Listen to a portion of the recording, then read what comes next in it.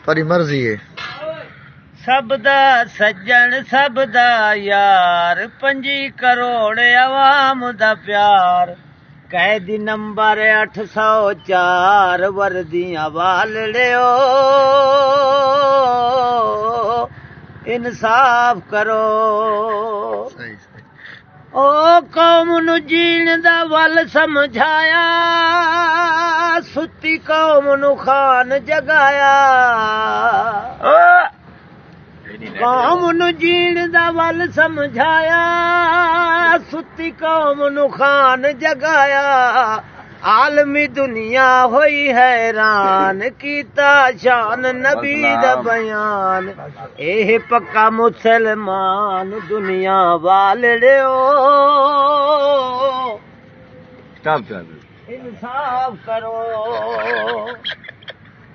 वे अमरीका तू सैफर आया खान ने हक दा लम लहराया।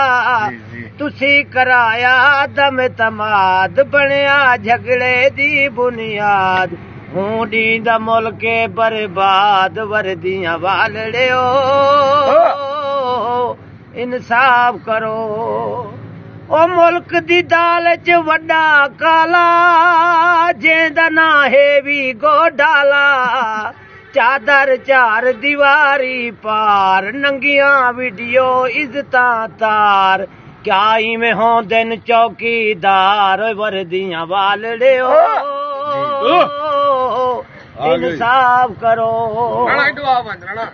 ओए असली नस्ली खून जा गल्ला दल इंसाफ कानून जा गल्ला 35 सालां तू पी नून चुसेंदी रही है अवाम दा खून ना इंसाफ दे ना कानून वर्दियां वालड़ियो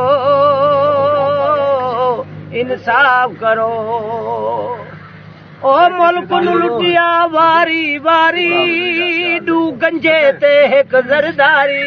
ओ 3 शख्स ने अज आजाद सारे इदारे जिंदाबाद की करिए हुण फरियाद वर्दियां वालड़ियो इंसाफ करो। शेर को बंद कर कुत्ते मारन पंजे एक डंदल ते डून गंजे। गली गली विच इहो शोर सिंध दे डाकू पंजाब दे चोर एक चोर उतू मुंह जोर वर्दियां वालड़ियो इंसाफ करो। 8 फरवरी नू फैसला करना है हक नाल जीवना हक नाल मरना है।